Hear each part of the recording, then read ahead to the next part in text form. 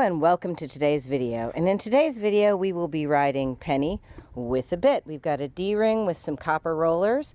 Seems how we've been riding mostly with a hackamore with her, and her rider wants to be able to use a bit as well. So today we're trying a D-ring bit. You ready for that, Penny? So Penny's got her bit on, and we're going to go through all the basic warm-up exercises as we usually do, and then we're going to do a little bit of riding. Using mostly a hackamore on Penny, but her owners want to be able to ride her with a bit as well.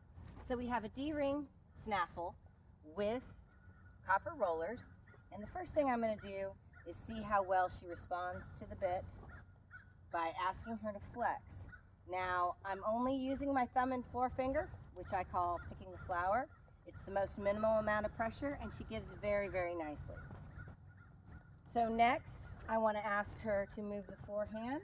I'm putting my stirrup in button number 1. I have a little loop right here, and I'm going to ask for that crossover.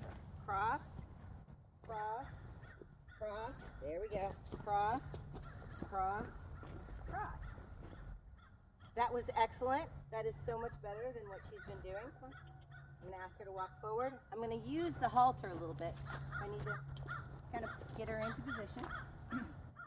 So now that we've moved her head and her forequarters, now I'm going to tip her nose back, put my stirrup in button number 3, point my toes to her flank, and ask her to move her hindquarters. There we go.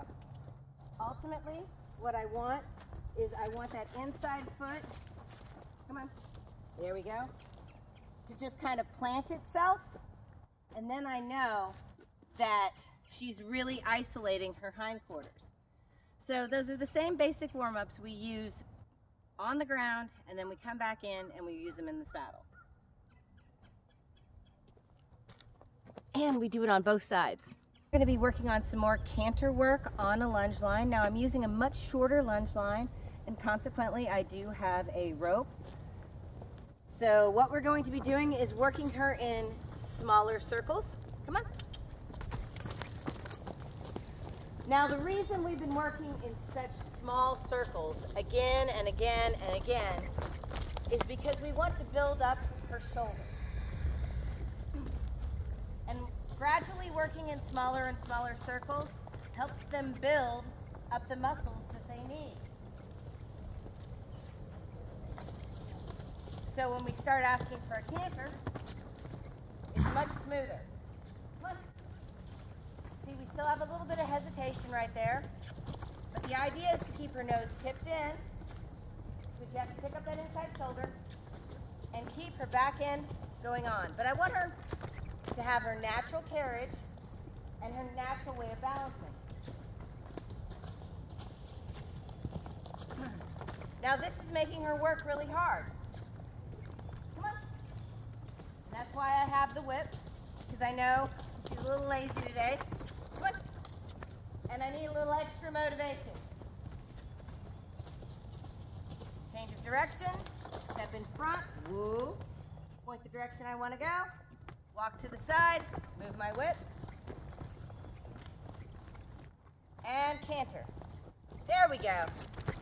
She's figured it out. Come on.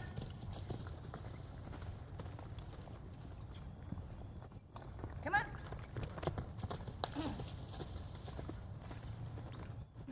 There we go. Come on. No, you don't get to stop right there. She wants to stop. Push her along. I lost my sunglasses. All right, you can take a break.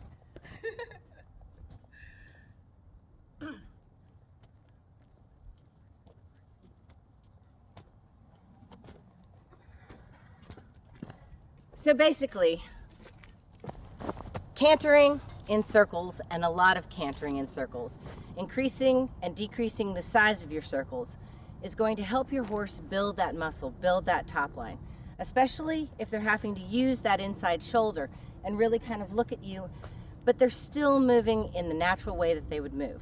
So it's all about building muscle, getting the horse ready to handle the weight on its back. Thank you very much for joining me on today's video. And if you'd like to see more videos, please check out our playlist. And as always, if you haven't already, please subscribe. We put out new content every week.